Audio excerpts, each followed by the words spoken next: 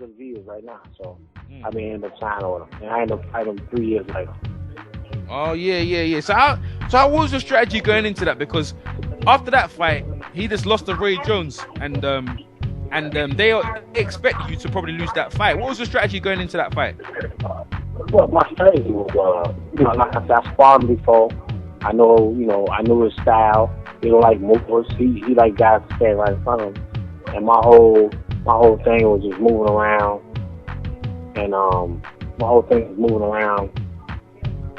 going to his right, making him pick up his feet, because he don't like guys that move. So that was my plan. Yeah, it worked out very well, man. I mean, you beat him on the scorecards, man. It was a big shock. It was a big shock, I mean, man. Not to you though, obviously. Of course not. I know I could beat him, but I just, to this day it bothered me that I never got the respect I deserve. You know what I'm saying? I fought this guy. He was a 2-time world champ.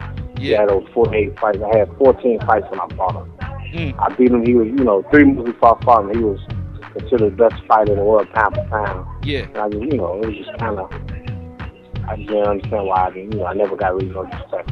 Yeah. I think we was talking to Jeff Mayweather. He was talking about characters, and what he was saying about with black fighters is that he was talking about their characters. So you could either be the good guy like Oscar De La Hoya, or you could be the bad guy like Floyd.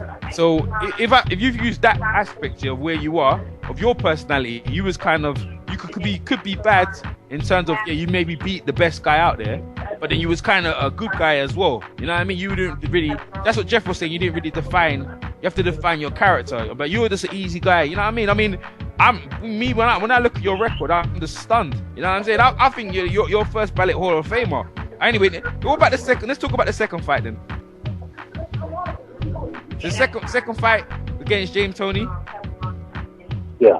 It's the same strategy again. Well, we actually fought. We fought the next year in '96, but basically it was like 2 years, because we fought like February '95 and like December '96. So it was like basically like 2 years, and we both had 10 fights. And the second fight going in, I could get in the ring fighting him. I know I could do what I could do. So going in and fighting the second time, my confidence level was even higher. I beat him, much easier. I beat him much easier in the second fight. Yeah. It looks like you did. So how come you gave up the IBF belt? I mean, the IBF belt, you gave it up. Did you give it up straight away? The IBF. Well, he,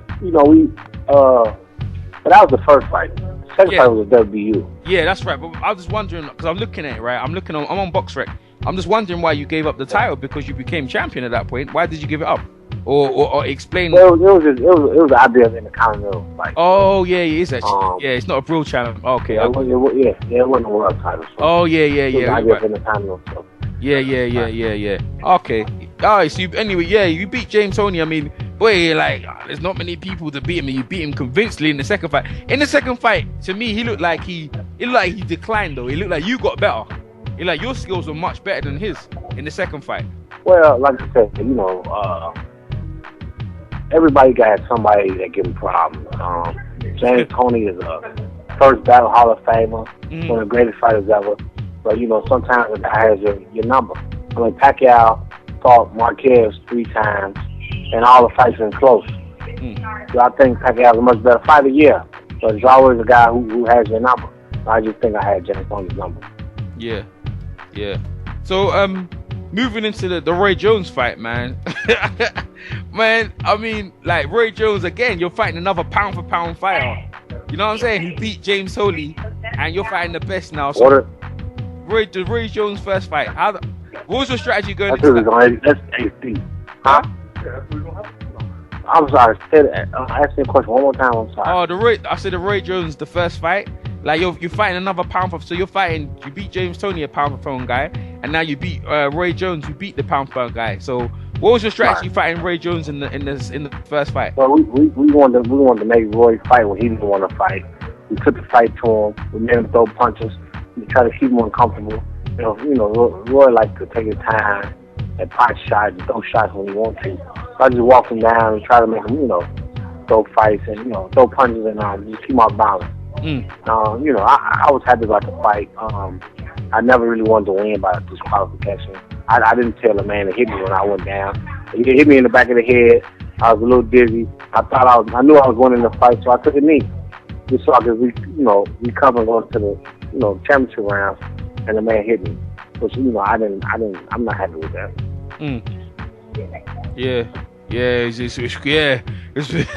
I mean, boy, you gave him his first loss. Yeah, you gave him his first loss. So, like, going into the second fight, then, so what happened in the second fight where, you're the champion now, and second fight, was he just too quick for you, or what happened in that one? No, they don't have nothing to do. I don't have to make no excuses. I can just be honest with you what happened. I didn't warm up 5 minutes for that fight. HBO wanted him to win the title back, and they rushed me in the ring. And that's all I gotta say. I don't have to make no excuses. I could care less what anybody else think. I was there. I know what happened. I was rushing to the fight, and he got the title back. So I hope he was happy. Oh man. Oh man. Oh damn.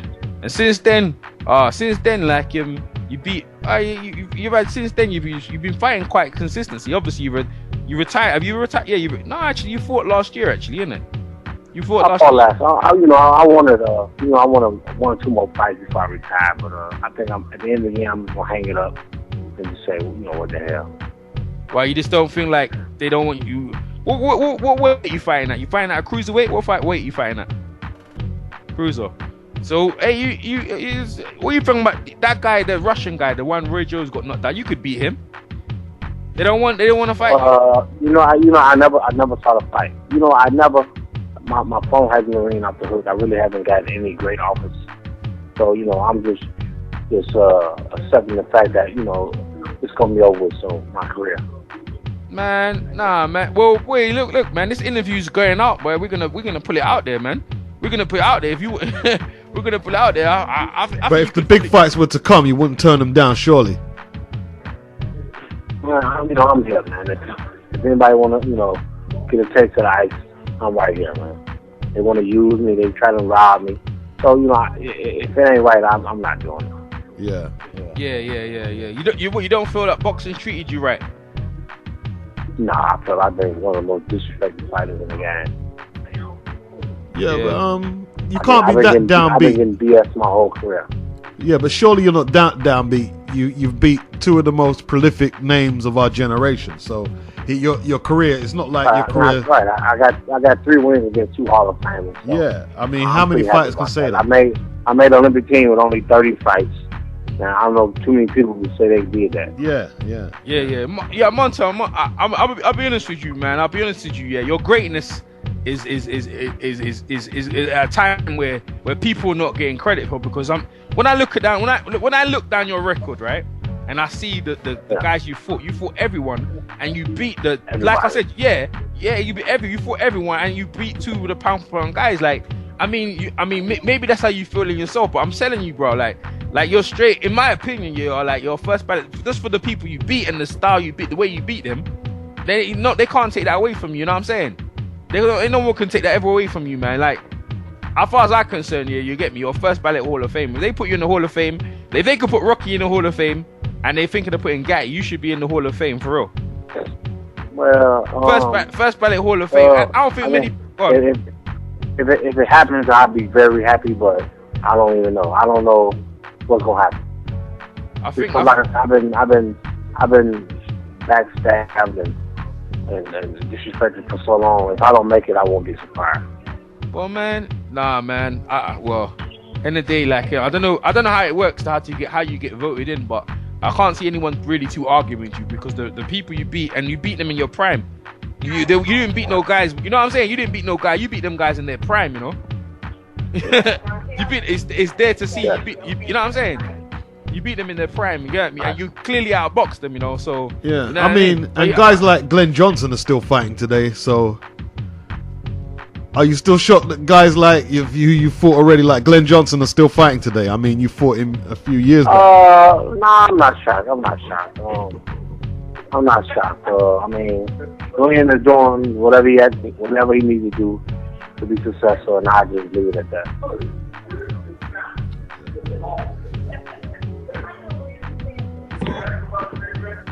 So champ, so who's your promoter? Who's your promoter? Right now, I'm independent. I'm with no one. I'm with no one right now. We got a promoter in England, right? Who's he's a young black guy, yeah. Will you think about coming to England and fighting England? I fought in England about 3 or 4 times. I signed with Palace Promotions. That Greek guy. He ain't it, right? Yeah. Panics. I don't think he does it no more. He was with Lennox Lewis for a while. Right. That was my promoter. Oh, okay. Did he look after you? Pardon me? Did he treat you right? I found out some things that he did to me that wasn't right, but hey, what could you do? Yeah, man. Boy, I guess so. But you know what? Yeah, I think see your new job there. You like the job you're doing though. You feel like you sound like you're at peace with the job you're doing though, right? Innit? It's just something to do, man. Life goes on. I don't want to be a sad story. There's too many fighters that you hear, about sad stories, how they doing bad now. So I just don't want to be that guy. So the world goes on. So the bills keep coming, and I just want to make sure I make the right decisions, do what I gotta do. Yeah, I hear that, man. I hear that, champ. So what do you think of the state of boxing today? Boxing is I don't think it's in the state that it should be in, but I think we got some good up and coming fighters that maybe it could be a little bit better. But right now,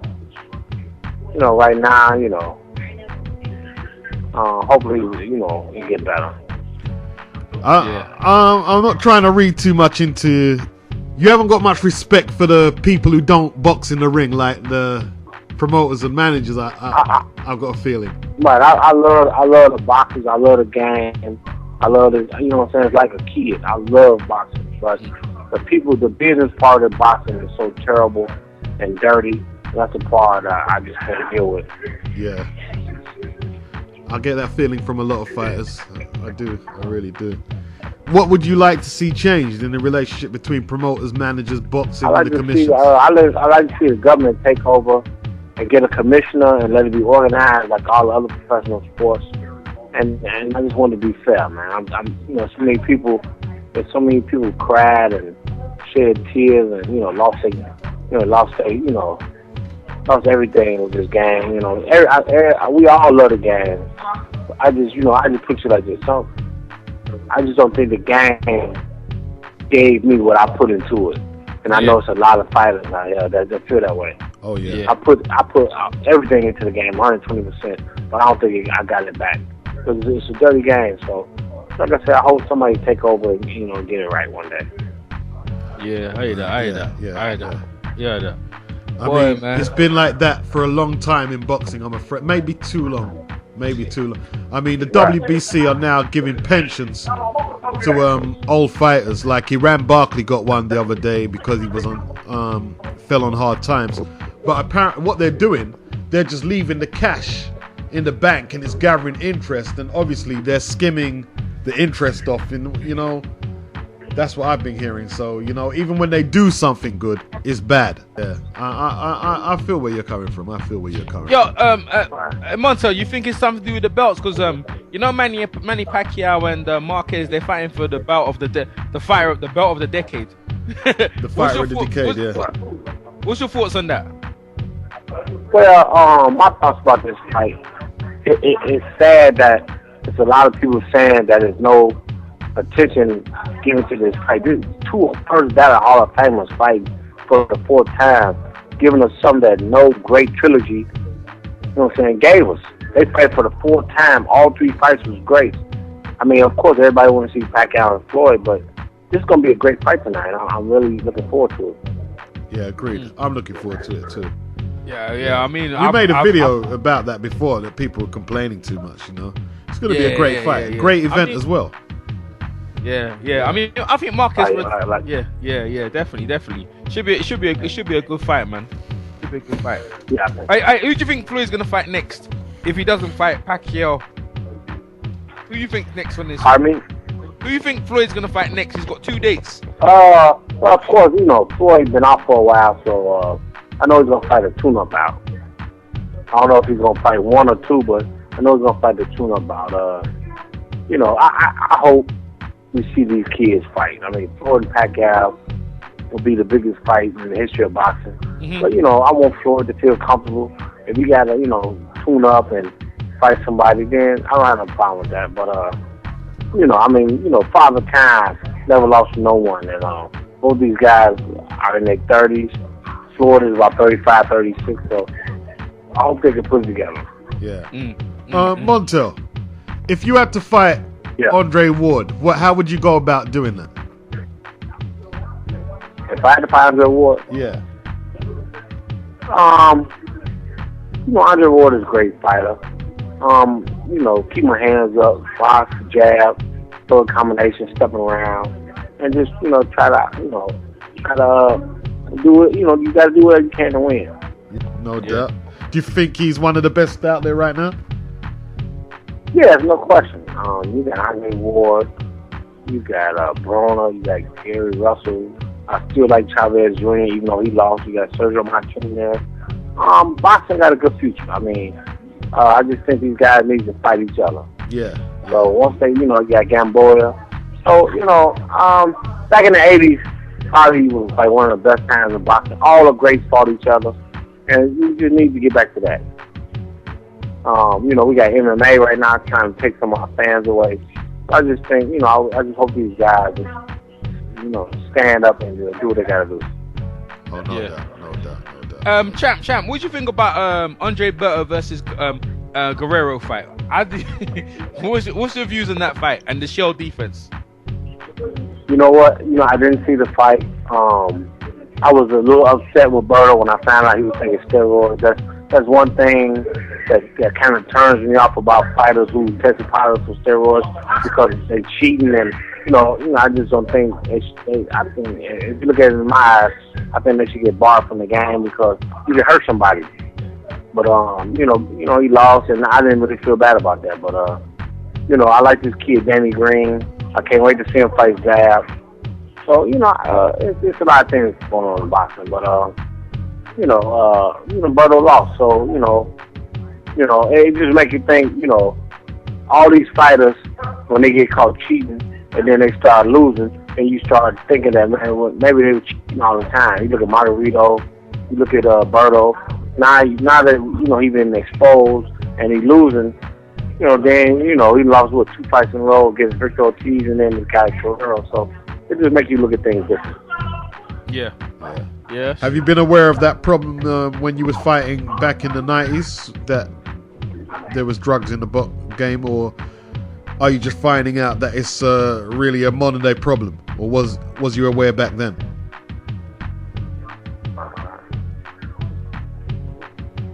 Yo, Beats, repeat that again. Was you aware that there was a drugs problem back in the 90s, or is that something that you're just realizing is a problem today?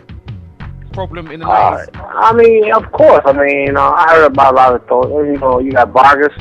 Vargas failed a steroid test. Roy Jones failed a steroid test. James Toney failed a steroid test. So, of course, it's a problem. So I know I got a lot of guys who's taken. So, I mean, if that's what they want to do, they feel, it's okay, and violence their conscience, then it's up to them. But, I lost a lot of respect when I heard about those guys. Yeah.